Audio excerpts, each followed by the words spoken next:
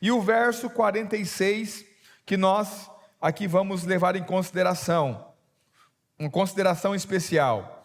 Quem dentre vós me convence de pecado? Ou quem dentre vós pode me acusar de pecado? Eu estou acusando vocês de pecado.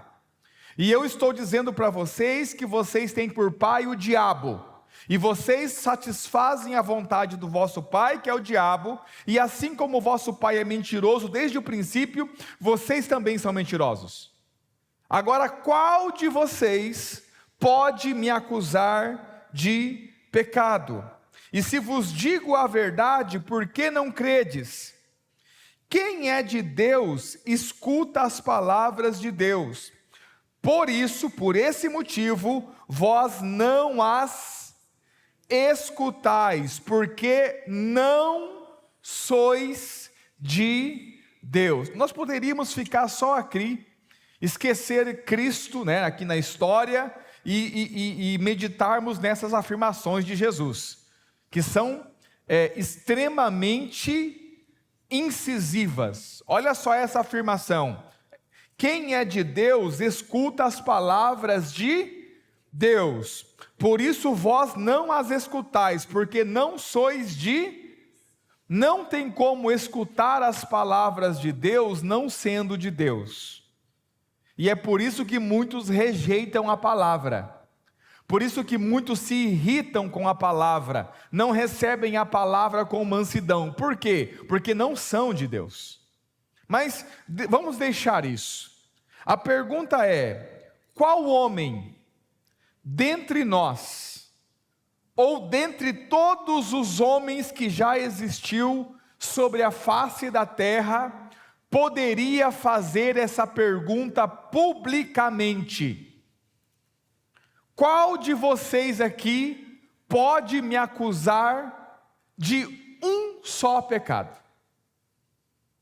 Qual de vocês aqui pode encontrar em mim um único pecado? Irmão, diante de uma multidão de gente que o seguia praticamente 24 horas por dia, eles viam ele comendo, eles viam ele pregando, eles viam ele se relacionando com as pessoas, praticamente eles viam ele dormindo, porque onde eles estavam eles iam atrás, o tempo todo com os olhos fitos nele. Jesus se tornou de alguma forma a sensação de Israel. Aonde ele estava, a multidão estava. Todo mundo observando ele 24 horas, 7 dias por semana, e ele faz uma pergunta: quem de vocês pode me acusar de pecado? E sabe o que há? Um silêncio. Porque ninguém pode dizer nada. Eu penso, irmãos, que nesse momento aqui, que Jesus faz essa pergunta, a memória deles começa a fazer assim, ó.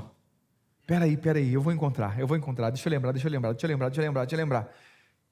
E no final, não encontram nada. Porque a perfeição moral de Cristo é 100%.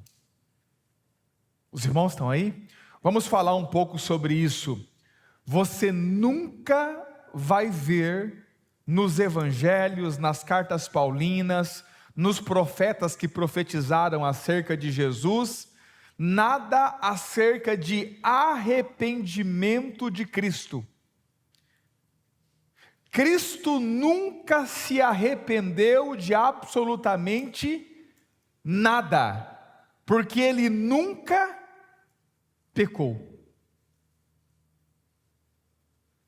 Você consegue imaginar um homem nessa condição, um homem do que não tem do que se arrepender durante toda a sua vida?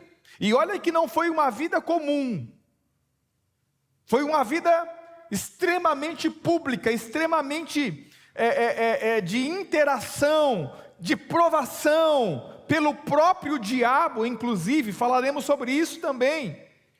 Mas não tem do que o acusar, ele não tem do que se arrepender. Ninguém pode dizer, você pecou. porque simplesmente, moralmente falando, ele é perfeito. Amém, irmãos? Sanders, no seu livro, ele vai dizer assim, que nenhum outro homem ousaria fazer essa pergunta, exceto alguém absolutamente consciente de sua perfeição moral. Cristo não apenas desafiou seus inimigos, ele desafiou a história inteira. Porque além dele, além de Cristo, quem mais pode fazer essa afirmação? Quem pode me acusar de pecado? Tenho certeza, irmãos, que se eu chegasse aqui e dissesse para os irmãos, olha, quem de vocês pode me acusar de pecado? A lista seria enorme.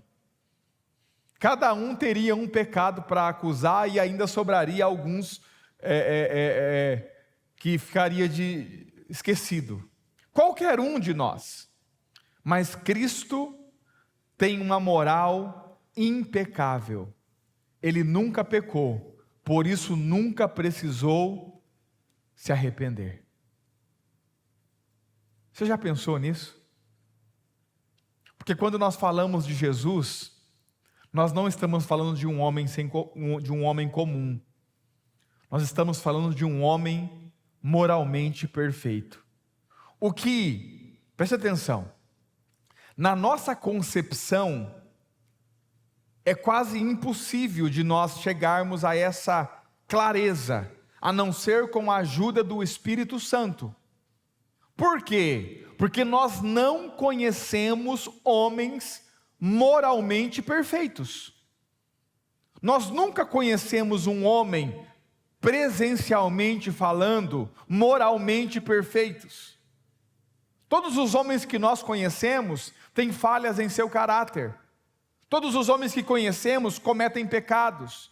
Todos os homens que nós conhecemos têm motivos para se arrepender. Então nós não conseguimos conceber a ideia de um homem perfeito, de um homem que não tem do que se arrepender, de um homem que tem o seu caráter totalmente ilibado e uma moral perfeita a ponto de poder perguntar: qual de vocês pode me acusar de pecado?